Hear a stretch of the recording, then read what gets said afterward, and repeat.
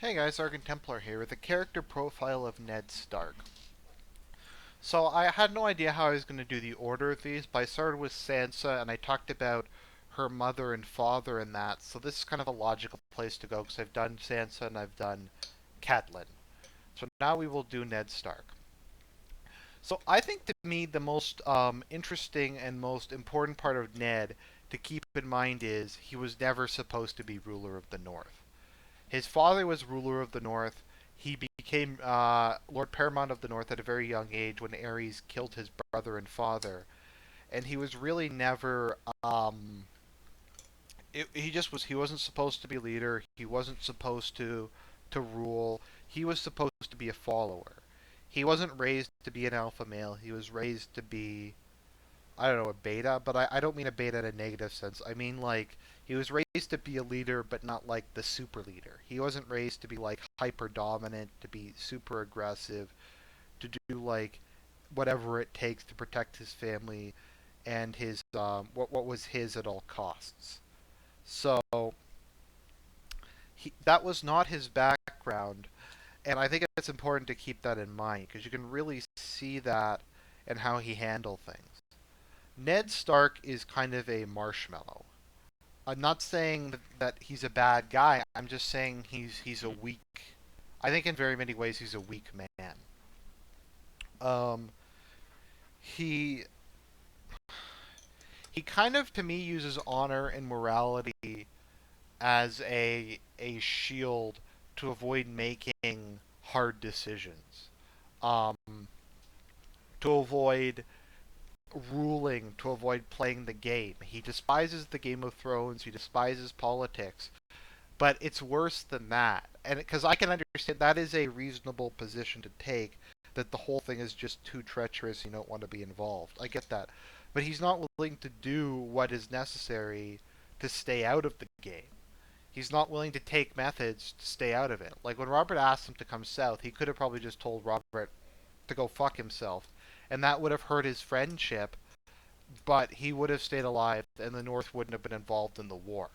But no, he has to go save his friend. He has to go be honorable. And so he uses his like honor as a way out of making a hard decision. And he just says, "Oh, I have no choice. I have to go help Robert. I have to go save my BFF. We're bros, yo." And that's basically Ned's life. He doesn't want to. He tells Cersei, "We're gonna arrest you," and gives her a chance to kill Robert. He doesn't tell Robert when he finds out. He doesn't try to bring in more troops or strengthen his position or anything. He doesn't play any type of power game. He just kind of assumes that things will work out and uses his belief that like things just happen um, to avoid having to get his hands dirty and to avoid anything like that. Like I think a really good example of this is when he sneers at Jaime Lannister for killing King Aerys when he was a traitor who started a rebellion to overthrow King Aerys, to overthrow the Mad King who killed his father and brother. And he just treats Jaime like shit, and he calls him Kingslayer. He's like, "You broke an oath." Well, Ned broke an oath. Um, Ned was sworn to Ned was sworn to serve the Iron Throne. His family was sworn to the Iron Throne. Um, but he broke that oath. So in his mind, though, that's okay. It's okay for him to do it, but not Jaime to do it. And probably in his own mind, he never broke an oath.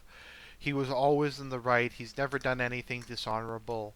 But Jaime, how dare Jaime kill the guy who burned his father alive and strangled his brother? That's just beyond the pale. That's just evil. And that's kind of how he is to everyone. Um, like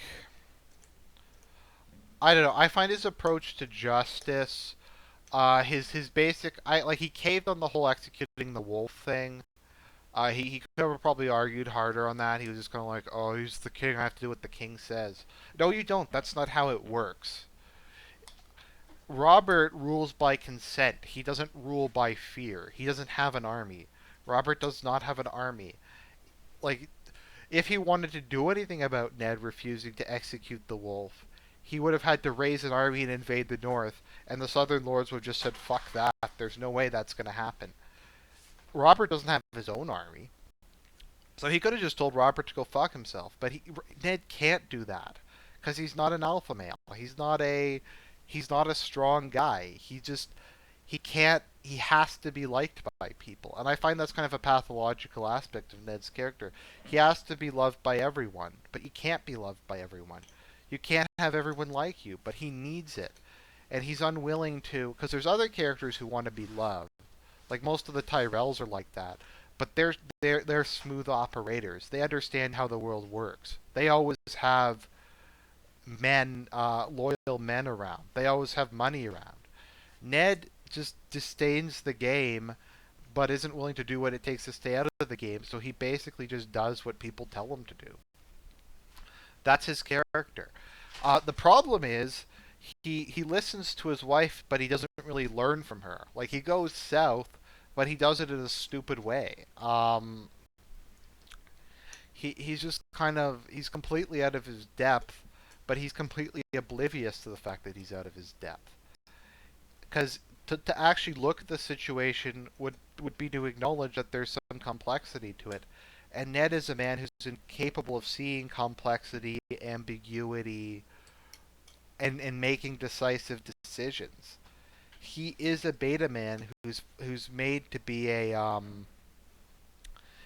follower, not a leader.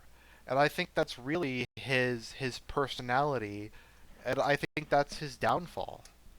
And even at the end, he confesses to being a traitor, because they'll kill his daughters where they can just kill his daughters anyways. And he's not willing to make a hard decision. He could have just yelled like, "Joffrey is a product of incest," or "I refuse." If he had have refused to confess as a traitor in public, the realm would be a lot more divided. Um, he could have just he just wouldn't he just didn't negotiate, he didn't bargain. He's just like, "Oh, I have to save my daughters." And I get as a father that's the most important thing for most parents, but when you're of the Lord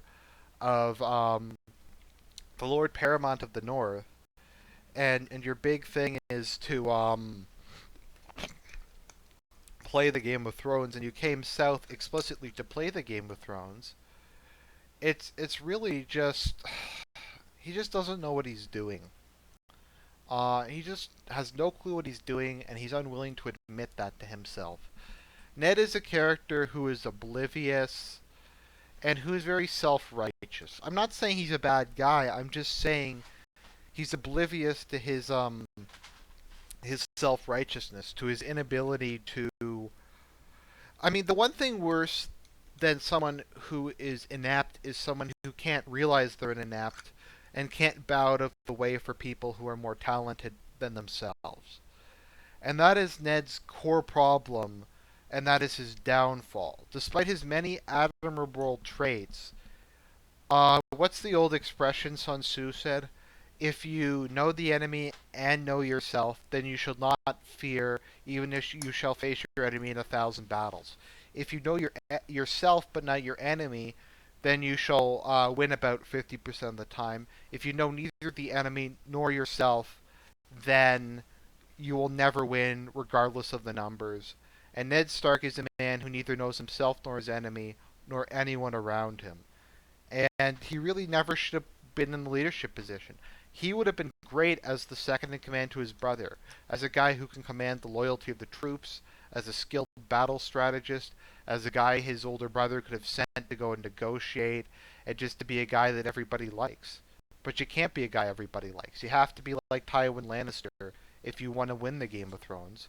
Or you have to be like Dorne and be able to back up your neutrality with spears. But he can't do either, and that is why one of the many reasons why he fails and why he lost the Game of Thrones.